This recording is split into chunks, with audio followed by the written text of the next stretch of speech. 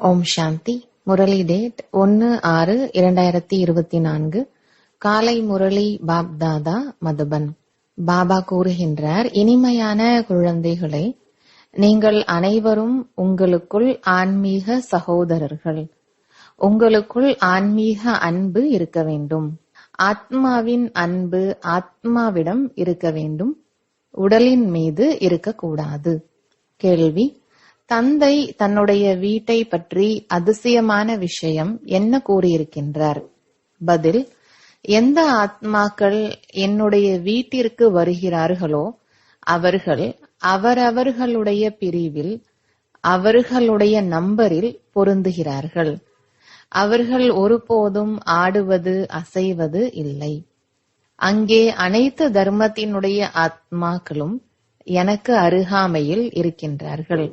அங்கிருந்து வரிசை கிரமத்தில் அவரவருடைய நேரத்தில் நடிப்பை நடிப்பதற்காக வருகிறார்கள். இந்த அதிசயமான ஞானம் இந்த நேரத்தில் கல்பத்தில் ஒரே ஒரு முறைதான் உங்களுக்கு கிடைக்கிறது. வேறு யாரும் இந்த ஞானத்தை கொடுக்க முடியாது. ஓம் சாந்தி.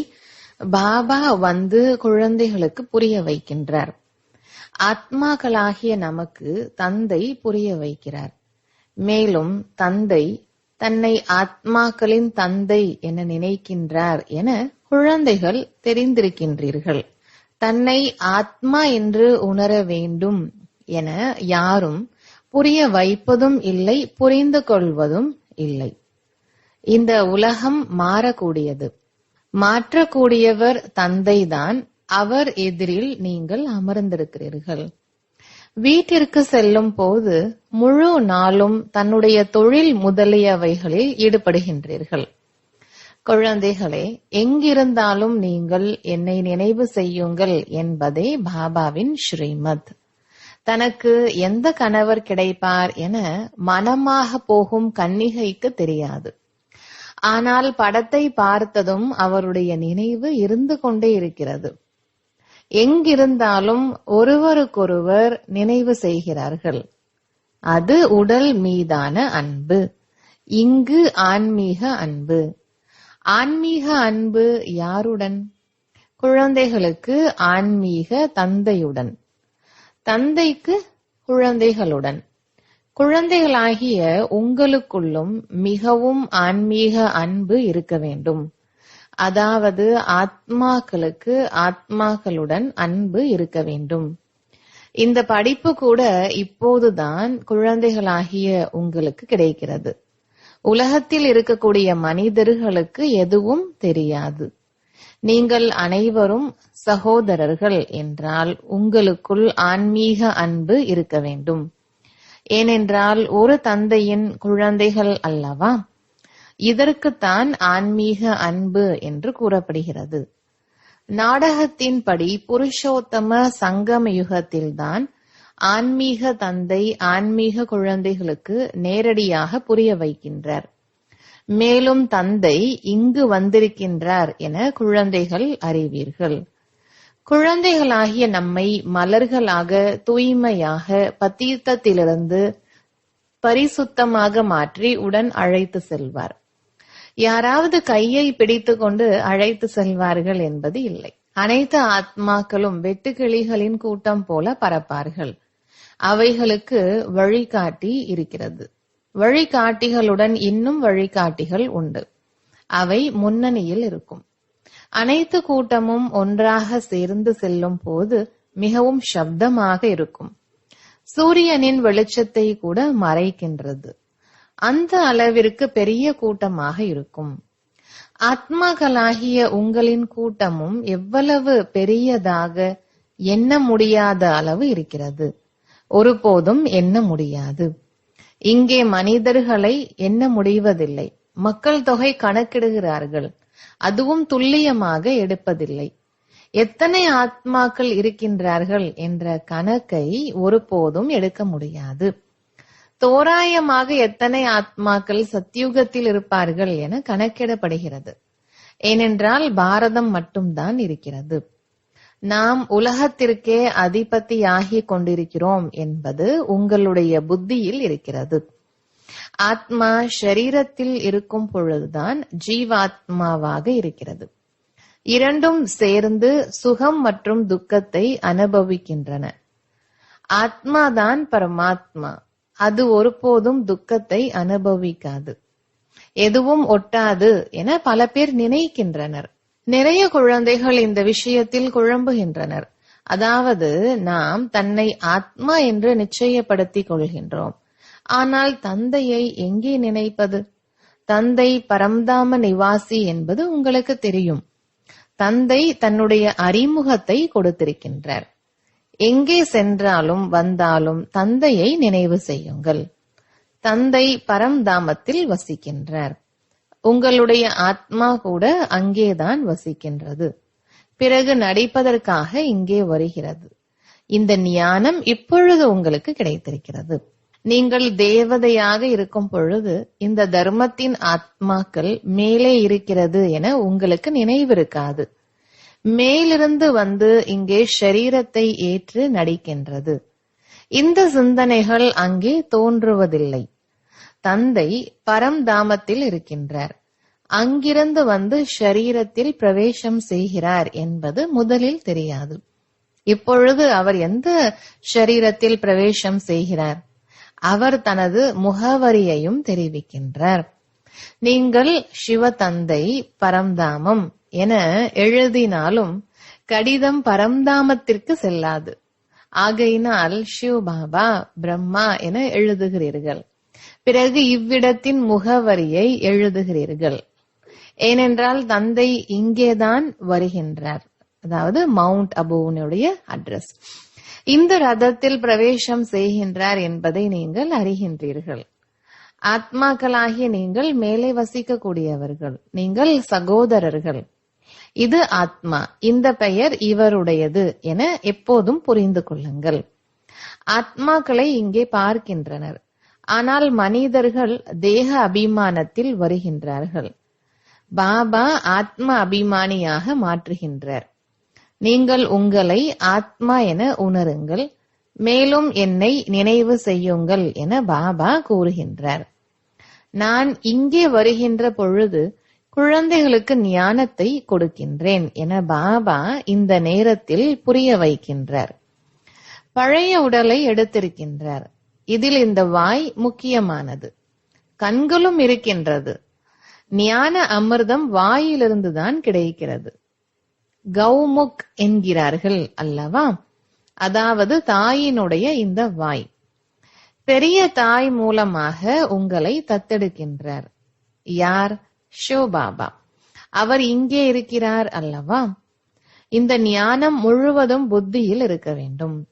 நான் உங்களை பிரஜாபிதா பிரம்மா மூலமாக தத்தெடுக்கின்றேன். ஆகையால் இவர் தாயாகிவிட்டார். தாயும் தந்தையும் நீங்கள்தான். நாங்கள் உங்களுடைய குழந்தைகள் என பாடப்பட்டிருக்கிறது என்றால் அவர் அனைத்து ஆத்மாக்களுக்கும் தந்தையாக இருக்கின்றார். அவரை தாய் என்று கூற முடியாது. அவர் தந்தையாக இருக்கிறார். தந்தையிடம் ஆஸ்தி கிடைக்கிறது. பிறகு தாய் வேண்டும். அவர் இங்கே வருகின்றார். இப்போது தந்தை மேலே வசிக்கின்றார் என்பது உங்களுக்கு தெரியும். ஆத்மாக்களாகிய நாமும் மேலே வசிக்கின்றோம். பிறகு நடிப்பதற்காக இங்கே வருகின்றோம். உலகத்தினருக்கு இந்த விஷயங்களை பற்றி எதுவும் தெரியாது. அவர்கள் கல்லிலும் முள்ளிலும் பரமாத்மா இருக்கிறார் என கூறுகின்றனர். பிறகு எண்ண முடியாதவராக, கவுண்ட் செய்ய முடியாதவராக ஆகிவிடுகின்றார். இதற்குத்தான் ஆழமான இருள் என்று பெயர். ஞான சூரியன் வெளிப்பட்டதும் அறியாமை இருள் அழிந்துவிடும் என கூறப்பட்டிருக்கிறது. இந்த நேரத்தில் இது ராவணனுடைய ராஜ்யம். ஆகையால் இருள் இருக்கிறது என்ற ஞானம் உங்களுக்கு இருக்கிறது. அங்கே ராவண ராஜ்யம் இல்லை. ஆகையால் எந்த விகாரமும் இல்லை. தேக அபிமானமும் இல்லை. அங்கே ஆத்ம அபிமானியாக இருக்கிறார்கள். இப்பொழுது சிறிய குழந்தையாக இருக்கிறோம், இளைஞனாக இருக்கின்றோம், வயதாகிவிட்டது என்ற ஞானம் ஆத்மாவிற்கு இருக்கிறது. ஆகையால் இப்பொழுது இந்த உடலை விட்டு மற்றொன்றை எடுக்க வேண்டும். அங்கே இன்னார் இறந்து விட்டார் என கூற மாட்டார்கள். அது அமரலோகம். மகிழ்ச்சியுடன் ஒரு உடலை விட்டு இன்னொன்றை எடுக்கின்றனர். இப்பொழுது ஆயுள் முடிவடைகிறது. இதை விட்டு புதியதை எடுக்க வேண்டும். ஆகையால் சந்நியாசிகள் பாம்பினுடைய எடுத்துக்காட்டை கூறுகின்றனர். உண்மையில் எடுத்துக்காட்டு தந்தை கொடுத்ததாக இருக்கிறது. அதை பிறகு சந்நியாசிகள் எடுத்துக் கொள்கின்றனர். அப்பொழுது தந்தை கூறுகின்றார், நான் உங்களுக்கு கொடுக்கின்ற ஞானமானது மறைந்து விடுகிறது. பாபா என்ற வார்த்தையும் இருக்கிறது, சித்திரமும் இருக்கிறது. ஆனால் மாவில் உப்பு இருப்பது போல, எப்படி பாம்பு பழைய தோலை விட்டுவிட்டு புதிய தோல் எடுக்கின்றதோ அதுபோல என பாபா அமர்ந்து பொருளை புரிய வைக்கின்றார். அதற்கு ஒரு உடலை விட்டு இன்னொரு உடலில் பிரவேசம் ஆகிறது என கூற மாட்டார்கள். தோலை மாற்றுவதற்கு ஒரு பாம்பினுடைய எடுத்துக்காட்டுதான் இருக்கிறது. அந்த தோலை அது பார்க்கவும் முடிகிறது.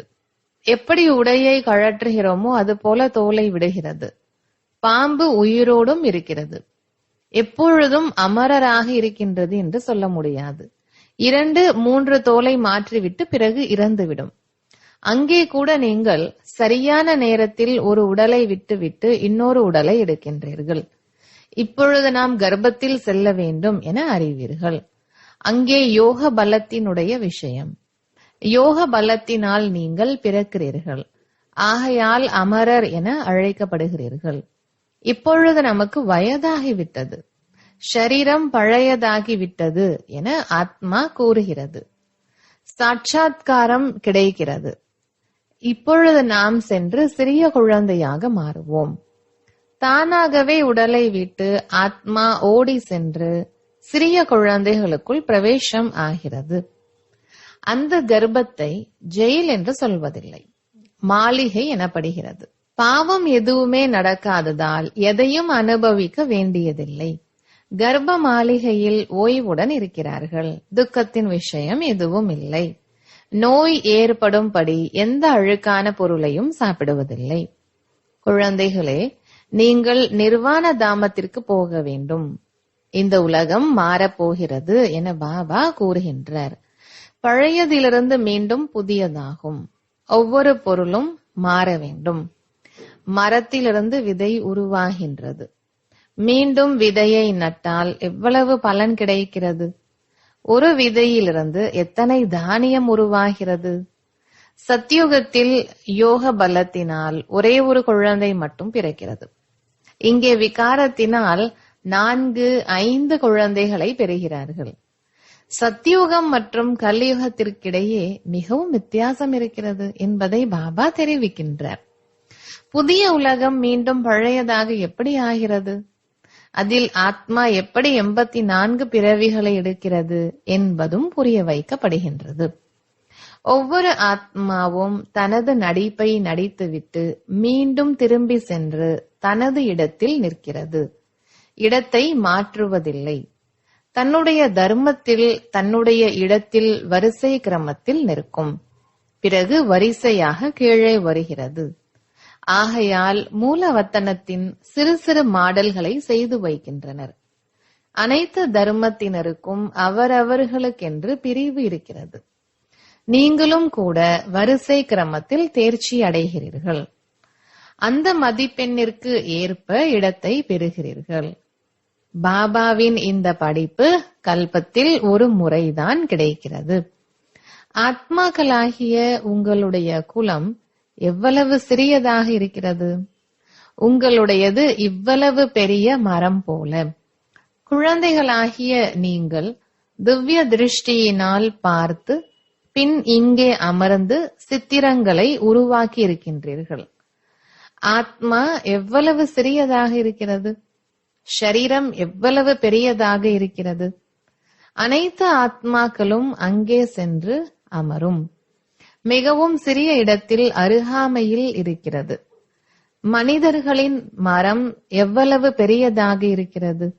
மனிதர்களுக்கு நடப்பதற்கு, சுற்றுவதற்கு, விளையாடுவதற்கு, படிப்பதற்கு, வேலை செய்வதற்கு இடம் வேண்டும் அல்லவா?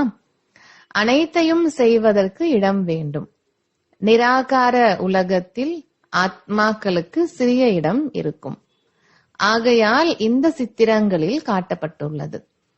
ஏற்கனவே நிச்சயிக்கப்பட்டுள்ள நாடகம். ஷரீரத்தை விட்டு ஆத்மாக்கள் அங்கு செல்ல வேண்டும். நாம் அங்கே எவ்வாறு இருக்கிறோம்? மற்ற தர்மத்தை சார்ந்தவர்கள் எப்படி இருக்கிறார்கள்? பிறகு எப்படி தனித்தனியாக வரிசை கிரமத்தில் பிரிகிறார்கள் என்பது குழந்தைகளுடைய புத்தியில் இருக்கிறது. இந்த அனைத்து விஷயங்களையும் கல்பம் கல்பமாக உங்களுக்கு ஒரு தந்தைதான் வந்து சொல்கின்றார். மற்ற அனைத்தும் உலகியல் படிப்பு. அவற்றை ஆன்மீக படிப்பு என்று கூற முடியாது. இப்பொழுது நாம் ஆத்மா என்பதை அறிகின்றீர்கள். நான் என்றால் ஆத்மா, என்னுடையது இந்த உடல். இது மனிதர்களுக்கு தெரியாது. அவர்களுக்கு எப்பொழுதும் தேக சம்பந்தம்தான் இருக்கிறது. சத்தியுகத்தில் கூட தேக சம்பந்தம் இருக்கும். ஆனால் அங்கே நீங்கள் ஆத்ம அபிமானியாக இருக்கிறீர்கள். நாம் ஆத்மா, இது நம்முடைய உடல், இப்பொழுது வயதாகிவிட்டது. ஆகையால் ஆத்மாவாகிய நாம் இந்த உடலை விட்டுவிட்டு இன்னொன்றை எடுக்க வேண்டும். இதில் குழப்பம் அடைவதற்கு எந்த விஷயமும் இல்லை என்பது தெரிகிறது. குழந்தைகளாகிய நீங்கள் பாபாவிடமிருந்து ராஜ்யத்தை அடைய வேண்டும். நிச்சயமாக எல்லையற்ற தந்தை அல்லவா? மனிதர்கள் எதுவரை ஞானத்தை புரிந்து கொள்ளவில்லையோ அதுவரை பல கேள்விகள் கேட்கின்றார்கள். பிராமணர்களாகிய உங்களுக்கு ஞானம் இருக்கிறது. பிராமணர்களாகிய உங்களுக்கு உண்மையில் அஜ்மீரில் கோவில் இருக்கிறது. ஒரு பிரிவினர் புஷ்கரணி பிராமணன், இன்னொன்று சார்ச்சித் பிராமணன். அஜ்மீரில் பிரம்மாவின் கோவிலை பார்க்க செல்கின்றனர். பிரம்மா அமர்ந்திருக்கின்றார். தாடியை கொடுத்திருக்கின்றனர். அவரை மனித ரூபத்தில் காண்பிக்கின்றனர். பிராமணர்களாகிய நீங்களும் மனித ரூபத்தில் இருக்கின்றீர்கள். பிராமணர்களை தேவதை என்று சொல்ல முடியாது. உண்மையிலும் உண்மையான பிராமணர்கள் பிரம்மாவின் வாரிசு நீங்கள்தான். அவர்கள் யாரும் பிரம்மாவின் வாரிசு கிடையாது. பின்னால் வருபவர்களுக்கு இது தெரிவதில்லை. இது உங்களுடைய விராட ரூபம். இது புத்தியில் நினைவிருக்க வேண்டும். இந்த முழு ஞானத்தையும் நீங்கள் யாருக்கு வேண்டுமானாலும் நன்றாக புரிய வைக்கலாம். நாம் ஆத்மாக்கள், பாபாவின் குழந்தைகள். இதை உண்மையில் புரிந்து கொண்டு உறுதியிலும் உறுதியான நிச்சயம் வைக்க வேண்டும். அனைத்து ஆத்மாக்களுக்கும் தந்தை ஒரு பரமாத்மா என்பது உண்மையான விஷயம். அனைவரும் அவரை நினைக்கின்றார்கள். மனிதர்களின் வாயிலிருந்து ஓ பகவானே என்ற வார்த்தை நிச்சயம் வருகிறது. தந்தை வந்து புரிய வைக்கும் வரை பரமாத்மா யார் என்று யாரும் அறியவில்லை.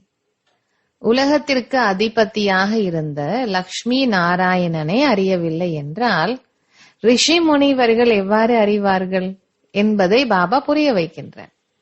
இப்பொழுது நீங்கள் பாபா மூலமாக தெரிந்திருக்கிறீர்கள். நீங்கள் தான் ஆஸ்திகர்கள். ஏனென்றால் நீங்கள் படைக்கக்கூடியவர் மற்றும் படைப்பினுடைய முதல் இடைக்கடையை பற்றி தெரிந்துள்ளீர்கள். சிலர் நன்றாக தெரிந்துள்ளார்கள். உங்களில் சிலர் குறைவாக தெரிந்திருக்கிறார்கள். பாபா நேரடியாக படிக்க வைக்கின்றார். பிறகு சிலர் நன்கு தாரணை செய்கிறார்கள். சிலர் குறைவாக தாரணை செய்கிறார்கள். படிப்பு முற்றிலும் எளிதாகவும் இருக்கிறது, உயர்ந்ததாகவும் இருக்கிறது. கடல் நீரை மையாக்கி எழுதினாலும் முடிவை அடைய முடியாத அளவிற்கு பாபாவிற்குள் ஞானம் இருக்கிறது. பாபா எளிதாக்கி புரிய வைக்கின்றார். பாபாவை புரிந்து கொள்ள வேண்டும். சுயதர்ஷன சக்கரதாரி ஆக வேண்டும். அவ்வளவுதான். நல்லது. இனிமையிலும் இனிமையான காணாமல் போய் கண்டெடுக்கப்பட்ட செல்லமான குழந்தைகளுக்கு தாயும் தந்தையுமாகிய பாப் தாதாவின் அன்பு நினைவுகள் மற்றும் காலை வணக்கம். ஆன்மீக குழந்தைகளுக்கு ஆன்மீக தந்தையின் நமஸ்காரம். தாரணைக்கான முக்கிய சாரம். முதலாவது, சதா எளிதாக நினைவில் இருப்பதற்காக போகும் போதும் வரும் போதும் நான் ஆத்மா, பரம்தாம நிவாசி, இங்கே நடிப்பதற்காக வந்திருக்கின்றேன். பாபா கூட பரம்தாமத்தில் வசிக்கின்றார்.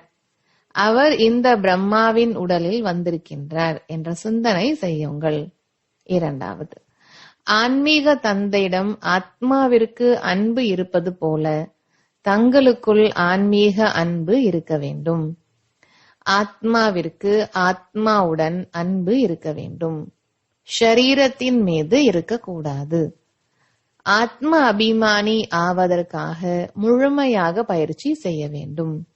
வரதானம்: எல்லைக்குட்பட்ட விருப்பங்களிலிருந்து விடுபட்டு அனைத்து கேள்விகளிலிருந்தும் கடந்து இருக்கக்கூடிய எப்போதும் மகிழ்ச்சியானவர் ஆகுங்கள். விளக்கம்: எந்த குழந்தைகள் எல்லைக்குட்பட்ட விருப்பங்களிலிருந்து விடுபட்டு இருக்கின்றார்களோ அவர்களுடைய முகத்தில் மகிழ்ச்சியின் ஜொலிப்பு தென்படுகிறது. மகிழ்ச்சியானவர்கள் எந்த விஷயத்திலும் கேள்வி எழுப்பக்கூடியவர்களாக இருக்க மாட்டார்கள். அவர்கள் சதா சுயநலமற்றவர்களாக இருப்பார்கள் மற்றும் சதா அனைவரையும் குற்றமற்றவர்களாக அனுபவம் செய்வார்கள். பிறர் மீது குற்றம் சுமத்த மாட்டார்கள். எப்பேற்பட்ட சூழ்நிலை வந்தாலும் கணக்கு வழக்கை முடிப்பதற்காக எந்த மாதிரியான ஆத்மா சந்திக்க வந்தாலும், ஷரீரத்தின் கர்ம வினை பயனை அனுபவிக்க ஏற்பட்டாலும் திருப்தியின் காரணத்தினால் அவர்கள் சதா மகிழ்ச்சியாக இருப்பார்கள்.